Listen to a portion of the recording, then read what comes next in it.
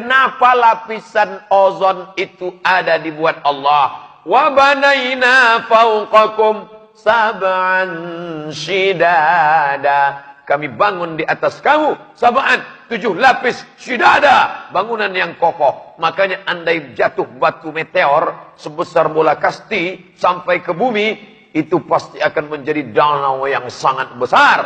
Tapi tidak ada meteor yang jatuh. Seperti es batu yang dimasukkan ke kuali panas, mencair itu meteor, tak sampai ke permukaan bumi. Berapa panjang lapisan ozon dibangun Allah untuk menjaga kita? 600 kilometer. 600 kilometer lapisan ozon. Sekarang kita mengalami apa yang disebut dengan global warming.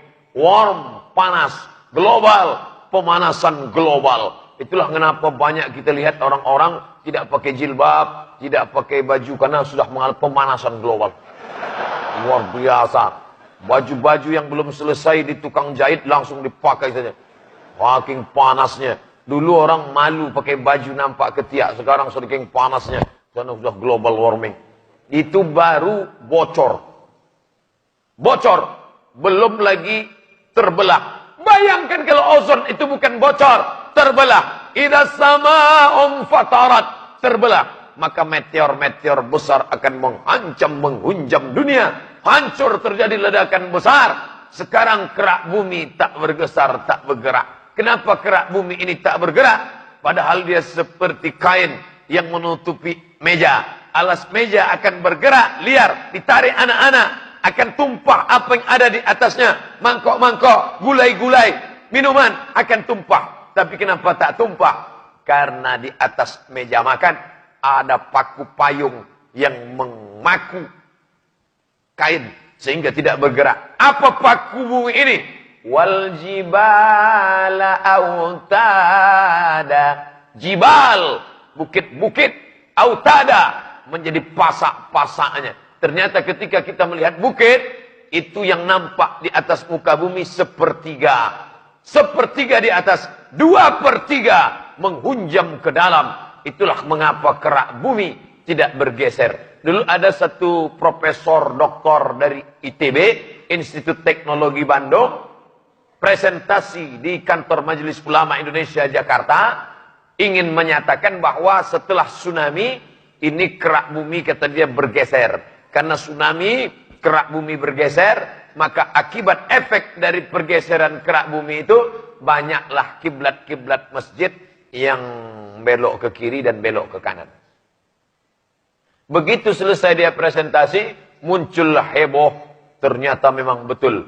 Banyaklah masjid-masjid di Indonesia yang mulai diukur ulang, belok ke kiri, belok ke kanan. Itulah yang terjadi di beberapa masjid.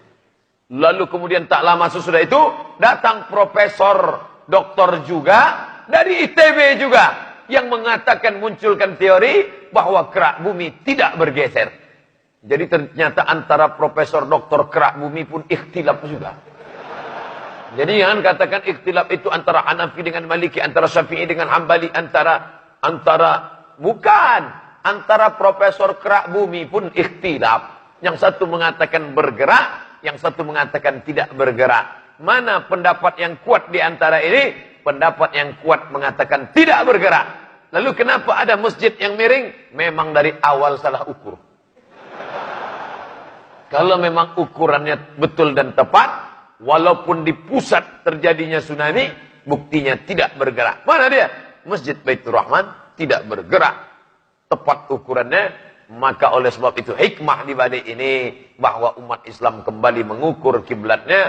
Terserah pendapat yang mengatakan mesti tepat betul, ataukah pendapat Al-Mukarram Profesor Dr. Almarhum Ali Mustafa Yaakob yang mengatakan tak perlu tepat betul, asalkan sudah menghadap, sudah serahkan pada Allah Subhanahu wa taala. Yang jelas kerak bumi tidak bergerak karena ada paku-pakunya. Tapi nanti paku itu akan cabut.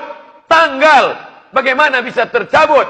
2/3 yang ada dalam tanah naik ke atas.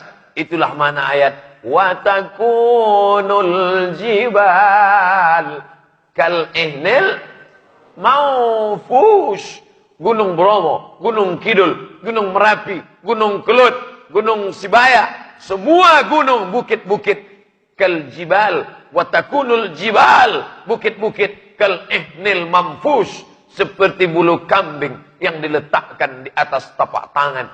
Orang Arab kalau mau buat baju musim dingin karena takut kedinginan, maka dibuatlah baju dari bulu kambing. Bulu kambing dicukur, setelah itu dipintal menjadi benang.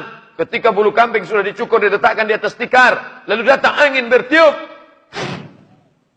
Begitulah manusia tak ada harganya.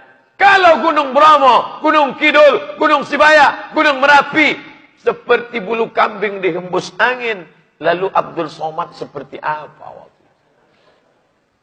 Kalau ada kawan kita, tetangga kita, pejabat kita, ulama kita, ustadz kita yang sombong, yang angkuh, pulang dari sini, ambil pisau cukur, cukurlah bulu kambing. Letakkan ke tapak tangan, hembuskan ke mukanya. Wa takunul jibalu kal ihnil mawfus. Kau seperti bulu kambing yang ditiup angin kalau kau besar seperti bukit.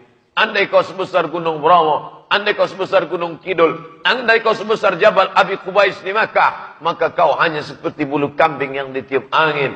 Wa taran nasa sukara, kau pandang manusia itu seperti mabuk.